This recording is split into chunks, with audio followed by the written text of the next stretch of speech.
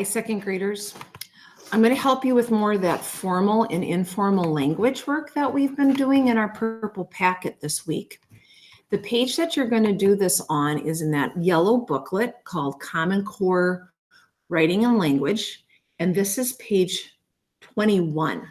I know there's not any sort of a number on the top of my thing here, but 21 is the one we have. Okay, so let's take a look at what our directions are for formal, use formal and informal English. Directions say, read each situation. On the line, write formal or informal to tell which language style you would use. So, kind of like our purple packet. However, this is not the words, it's a situation. So number one, if you and your cousin are working on a craft project together, would you use formal or informal language? You're both kids. You're just doing something kind of fun together. This would be a time for informal. And let me fix my typing. Informal. You could say things with contractions. You could say some slang words. Maybe you'd say, "What you making?" That would be an informal way of saying, "What are you making?" So informal is okay for kid to kid, right? Let's take a look at number 2. You go to the office to invite the principal to your class's readers' theater performance. So this would be you talking to a grown-up that you would like to impress, important grown-up, right? And this would be a time to use formal, right? You would be as polite as you could. You would use correct grammar. You would remember that you're not speaking to another kid. So you might say something like, "Would you please come to our class's readers' theater performance?" With politeness and things. Let's look at number 3. You are writing an informational article about a museum you visited on a class trip. This is a writing time, but this would be another time to use your formal language. You have an important job here. You are informing people about a class field trip. Your audience is meant to be taught. So it's not really just conversation and chit chat. It's formal language needed here. Let's look at number 4. You are on a road trip for a family vacation. So you're with your family, you're in the car together, you're driving here and there. This would be okay to use informal. You might say things like, "Hey, look at that." Or,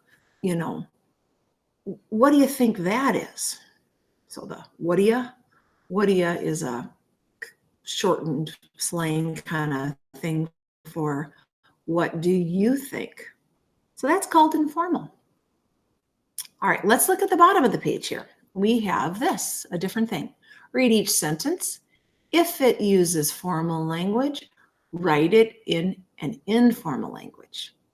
If it uses informal language, write it in more formal language. So we have to switch it around, don't we? All right, this one says, "Bye, see you later," called Allie. You see the see ya? See the bye?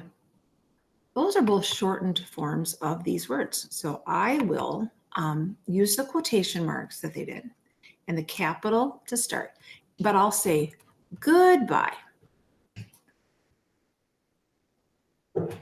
And then a little bit more complete thought, I will say, "I will see you later." And of course, there's a little bit more on this line with the called Allie. But for Allie to say this more formally, she could say, "Goodbye, I will see you later." No contractions, no shortened words. Okay. All right. Last one. "Mother made it quite clear that you're to clean your room before watching TV," said Sam. That one is very formal. Mother made it quite clear. I would say informally, somebody might say something like that.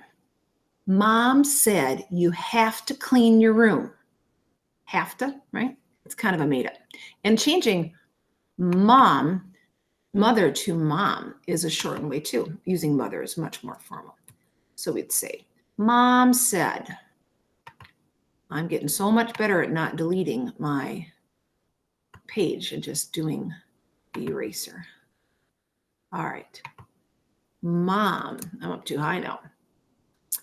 Mom said you have to, and this isn't even really a word, have to clean your room. And I'm going to shorten up another word, before TV rather than television, right? There might be more that could be added to this, but I'm kind of out of space. So we might talk this way informally, but you can see it's maybe not the way we would always write things if we're doing schoolwork.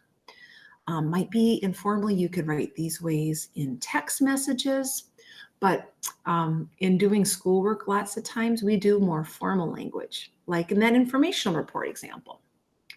So that is the help on formal, informal language today.